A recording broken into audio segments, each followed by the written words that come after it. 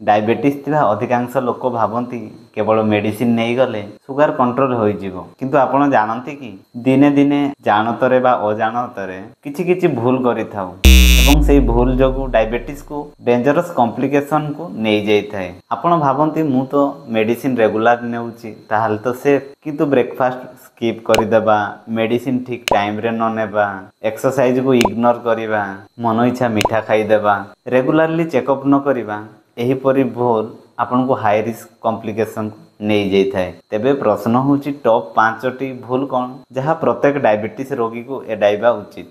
आज ता विषय डिटेल रे आलोचना करिवि। नमस्कार दर्शक बंधु, मु डॉक्टर अंकित आपण मान को स्वागत करूची आ एक नया यूट्यूब वीडियो रे। वीडियोटी को शेष पर्यंत देखंतु, बहुत किछि शिखिबा पई मिलिबो, आपण को डायबिटीज मैनेजमेंट रे मध्ये हेल्पफुल हेबो। तेबे आज मु एई वीडियो रे डायबिटीज रोगी जहाँ जहाँ भूल करंती ता विषय कहबी। दर्शक बंधु, एई भूल गुडी को प्राय 95% डायबिटीज रोगी करिथांती। ए भूल गुडी को करबा जोगु आपनको सुगर कंट्रोल ले बाधा सृष्टि हुए एवं कॉम्प्लिकेशन सृष्टि होई थाए। किंतु चिंता करिवेनी, आज ए वीडियो रे से भूल गुडी को चिन्हट करी किपरि से गुडी को ठीक करि परिबे ता विषय मु डिटेल रे कहिबी। भूल नंबर 1 होची अनियमित एवं भूल सुगर मॉनिटरिंग करिबा। अधिकांश लोक कौन करती ना मासकु थरे लैब जाई टेस्ट करिथांती। सेमान केवल फास्टिंग ब्लड सुगर टेस्ट करिथांती, खाई सारला पर सुगर टेस्ट को इग्नोर करिथांती। जदि सुगर अधिक बढ़ी कि आसिला ताहले भय करी सुगर टेस्ट करती नहीं।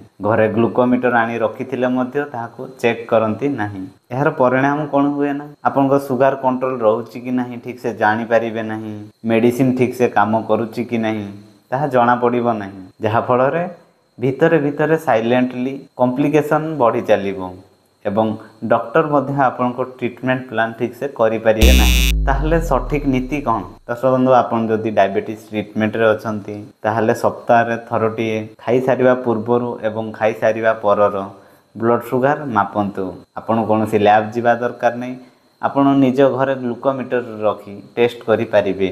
मन रखंतु, खाई सारिबा पूर्वरु ब्लड सुगर लेवल 80 रु 130 मध्य रे रहिबो एवं खाई सारिबार 2 घंटा परे ब्लड सुगर लेवल 180 रु कम रहिबो, जहा कि भलो कंट्रोल अटे। एवं 3 मास रे थरुटिए HbA1c टेस्ट करिवे, जहा फल रे लंबा समय धरी आपन को सुगर कंट्रोल रहउची कि नहीं जना पड़िबो। जदि यह विषय ठीक से जानि नाहंती ताहले या ऊपर मु ऑलरेडी गोटे वीडियो करिछि, आपण यूट्यूब चैनल रे चेक करी देखि परिबे। यार लिंक मध्य मु डिस्क्रिप्शन रे दे देबी। आउ कोन करिवे ना निजे खाता करी सब रीडिंग नोट करिवे, जहा फल रे आपन को सुगर कंट्रोल रहउची कि नहीं ठीक से जानी परिबे। केउ खाद्य खाइला परे सुगर बढ़ी जाउची ताहा जानी पारले आपण निज खाद्य निजे चयन करि परिबे। भूल नंबर 2 होची मेडिसिन जनित भूल, जहा सबुठारु डेंजरस भूल। लोक माने कौन करती ना ठीक टाइम रे मेडिसिन खाती नहीं, केतेबेले सकाळे केतेबेले दिन बेला केतेबेले राति रे।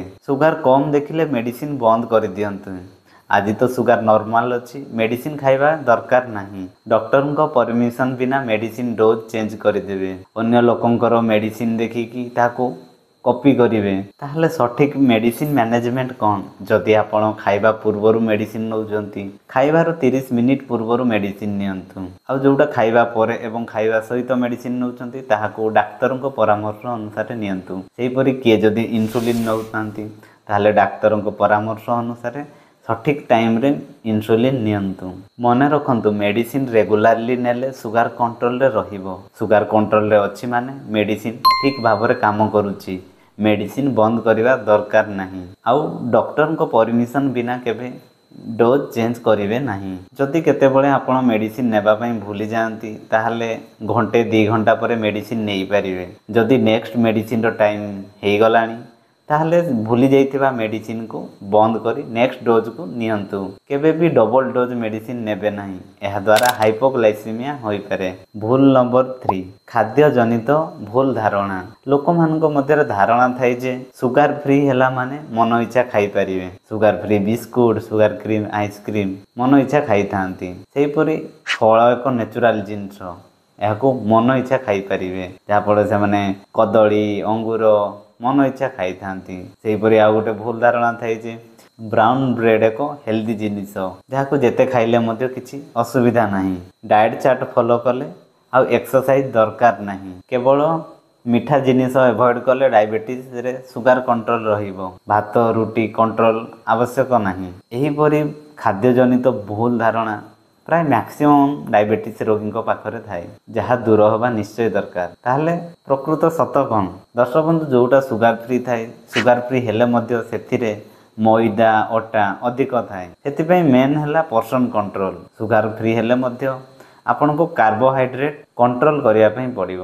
ସୁଗାର ଫ୍ରି ମାନେ ନୁହେଁ କାର୍ବୋହାଇଡ୍ରେଟ୍ ଫ୍ରି। ସେହିଭଳି ଫଳ ଗୁଡ଼ିକ ନ୍ୟାଚୁରାଲ ଖାଦ୍ୟ ହେଲେ ମଧ୍ୟ ଏଥିରେ ଫ୍ରୁକ୍ଟୋଜ୍ ଥାଏ, ଯାହା ସୁଗାରକୁ ବଢ଼ାଇ ଦେଇଥାଏ। ଯଦି ଆପଣ ଆମ୍ବ କଦଳୀ ଅଙ୍ଗୁର ଏଗୁଡ଼ିକ ଖାଇବେ ତାହେଲେ ଆପଣଙ୍କ ବ୍ଲଡ଼ ସୁଗାର ସ୍ପାଇକ୍ ହେବ ଏବଂ ଡାଇବେଟିସ୍ରେ ସୁଗାର କଣ୍ଟ୍ରୋଲ ରହିବ ନାହିଁ। ଯଦି ଆପଣ ଫଳ ଖାଉଛନ୍ତି, ସେଓ ପିଜୁଳି କମଳା ଅମୃତଭଣ୍ଡା ଏହି ଫଳ ଗୁଡ଼ିକ ଖାଇପାରିବେ ଏବଂ ପ୍ରତ୍ୟେକ ଦିନ କେବଳ ଗୋଟିଏ ଫଳ ହିଁ ଖାଇବେ, ଯାହାଫଳରେ ଆପଣଙ୍କ ସୁଗାର ସ୍ପାଇକ୍ ହେବ ନାହିଁ। ସେହିପରି କେବଳ ମିଠା ଜିନିଷ ବନ୍ଦ କଲେ ହିଁ ସୁଗାର କଣ୍ଟ୍ରୋଲ ରହେ ନାହିଁ। ଆପଣଙ୍କୁ ଭାତ ରୁଟିର ପରିମାଣ ଠିକ୍ ଖାଇବା ପାଇଁ ପଡ଼ିବ।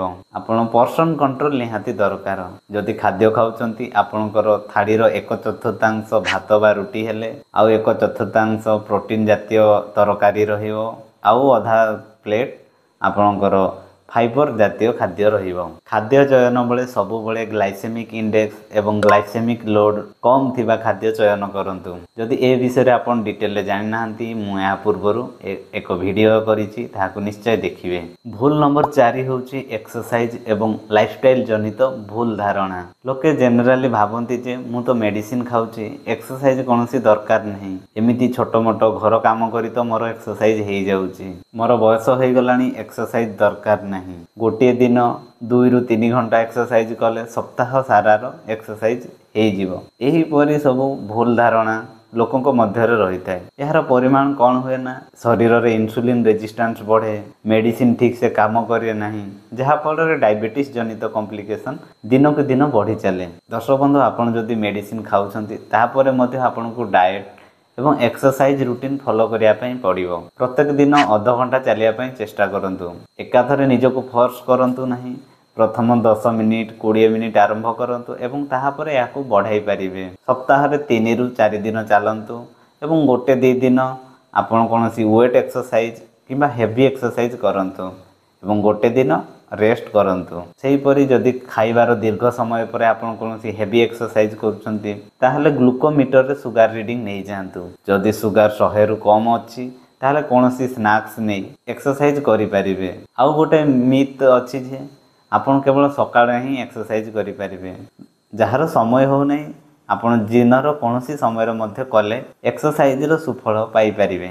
ଭୁଲ ନମ୍ବର 5 ହେଉଛି ମ୍ୟାଜିକ୍ ଟ୍ରିଟମେଣ୍ଟ। ଲୋକମାନେ ସବୁବେଳେ ମ୍ୟାଜିକ୍ ଟ୍ରିଟମେଣ୍ଟ ସନ୍ଧାନରେ ଥାଆନ୍ତି। ହ୍ୱାଟ୍ସଆପ୍ ଆଉ ଫେସବୁକରେ ବିଭିନ୍ନ ମେସେଜ ଦେଖି ନିଜେ ନିଜେ ଟ୍ରିଟମେଣ୍ଟ କରିଥାନ୍ତି। ଦେଶୀ ମେଡ଼ିସିନ ଖାଇବି ଆଉ ଆଲୋପାଥିକ ମେଡ଼ିସିନର ଦରକାର ନାହିଁ, 20 ଦିନ 30 ଦିନରେ ଡାଇବେଟିସ୍ ଭଲ ହେଇଯିବ, ଏହି ସବୁ ଆଡ଼ଭର୍ଟାଇଜ ଦେଖିକି ସବୁ ଦାମୀ ଦାମୀ ପ୍ରଡ଼କ୍ଟ କିଣିକି ଟ୍ରାଏ କରିଥାନ୍ତି। ଦର୍ଶକ ବନ୍ଧୁ, କିନ୍ତୁ ପ୍ରକୃତ ସତ କଥା ହେଲା, ଯଦି ଟାଇପ୍ 1 ଡାଇବେଟିସ୍ ଅଛି ସେଥିରେ ଆମର ପାନକ୍ରିଆଜର ବିଟା ସେଲ୍ ଗୁଡ଼ିକ ନଷ୍ଟ ହୋଇଯାଏ। ଏହା କୌଣସି ଦେଶୀ ଆୟୁର୍ବେଦିକ ମେଡ଼ିସିନ ଏହାକୁ ଠିକ୍ କରିପାରିବେ ନାହିଁ। ଏଥିରେ ଇନ୍ସୁଲିନ୍ ହିଁ ଏକମାତ୍ର ଟ୍ରିଟମେଣ୍ଟ। ସେହିପରି ଟାଇପ୍ 2 ଡାଇବେଟିସ୍ରେ ମେଡ଼ିସିନ ସହିତ ଡାଏଟ୍ ଏବଂ ଏକ୍ସରସାଇଜ ଫଲୋ କଲେ ଆପଣ ଏକ ସୁସ୍ଥ ଜୀବନଯାପନ କରିପାରିବେ। ତା ମାନେ ନୁହଁ କୌଣସି ଦେଶୀ ଜିନିଷର ମେଡ଼ିସିନାଲ ଭ୍ୟାଲୁ ନାହିଁ। ଯଦି ଆପଣ ସକାଳେ ଖାଲି ପେଟରେ କଲରା ଜୁସ୍ ପିଉଛନ୍ତି, ଏହା ଇନ୍ସୁଲିନ୍ ରେଜିଷ୍ଟାନ୍ସ କମାଇବାର ପ୍ରମାଣ ରହିଛି। ସେହିପରି ମେଥି ପାଣି। ଦର୍ଶକ ବନ୍ଧୁ, ମେଥି ହେଉଛି ଏକ ସଲ୍ୟୁବୁଲ୍ ଫାଇବର। ଯଦି ଏହାକୁ ଆପଣ ଖାଇଲେ ତାହେଲେ ଆପଣ ଯେକୌଣସି ମିଲ୍ ଖାଇଲେ ମଧ୍ୟ ସୁଗାର ସ୍ପାଇକ୍ କମିଯିବ। ଏମିତି ବୈଜ୍ଞାନିକ ପ୍ରମାଣ ଥିବା ମେଡ଼ିସିନ ଗୁଡ଼ିକ ହିଁ ଟ୍ରାଏ କରନ୍ତୁ। ଆପଣ ଯାହା ବି ଟ୍ରାଏ କରନ୍ତୁ ନା କାହିଁକି, ନିଜର ସୁଗାର ମନିଟରିଂ କରନ୍ତୁ, ତାହେଲେ ଆପଣ ନିଜେ ମଧ୍ୟ ଜାଣିପାରିବେ ଏଥିରୁ କିଛି ସୁଫଳ ମିଳୁଛି କି ନାହିଁ। କିନ୍ତୁ ମନେ ରଖନ୍ତୁ, ଏଗୁଡ଼ିକ ମେଡ଼ିସିନର ସବଷ୍ଟିଚ୍ୟୁଟ୍ ନୁହଁ। ଏହା ଆପଣ ମେଡ଼ିସିନ ସହିତ ନେଲେ ଅଧିକ ସୁଫଳ ପାଇପାରିବେ। ମନେ ରଖନ୍ତୁ ଦର୍ଶକ ବନ୍ଧୁ, ଡାଇବେଟିସ୍ର ମ୍ୟାନେଜମେଣ୍ଟ ଜୀବନ ସାରା ଚାଲିଥାଏ। ତେଣୁ କୌଣସି ମ୍ୟାଜିକ୍ ଟ୍ରିଟମେଣ୍ଟ ନ ଖୋଜି ପ୍ରତ୍ୟେକ ଦିନ ନିଜ ଲାଇଫଷ୍ଟାଇଲରେ ଛୋଟ ଛୋଟ ଚେଞ୍ଜେସ୍ ଆଣନ୍ତୁ, ଯାହାଫଳରେ ଆପଣ ଲଙ୍ଗ ଟର୍ମରେ ବହୁତ ବେନିଫିଟ୍ ପାଇବେ। ତାହେଲେ ପ୍ରିୟ ଦର୍ଶକ ବନ୍ଧୁ, ଆଜି ଆମେ ଏହି ଭିଡ଼ିଓଟିରେ ଡାଇବେଟିସ୍ର ଲୋକମାନେ କରୁଥିବା 5ଟି କମନ୍ ମିଷ୍ଟେକ୍ ବିଷୟରେ ଆଲୋଚନା କଲେ। ଆଶା କରୁଛି ଆପଣଙ୍କୁ ଏଥିରୁ ବହୁତ କିଛି ଶିଖିବା ପାଇଁ ମିଳିଥିବ। ପରିଶେଷରେ ଗୋଟିଏ କଥା କହିବି, ଡାଇବେଟିସ୍ ଏକ ମ୍ୟାନେଜେବୁଲ୍ କଣ୍ଡିସନ୍। ସଠିକ୍ ନଲେଜ୍ ରଖିଲେ ଏବଂ ଡେଲି ଏଫର୍ଟ ଦେଲେ ଆପଣ ଏକ ନର୍ମାଲ ହେଲ୍ଦି ଜୀବନଯାପନ କରିପାରିବେ।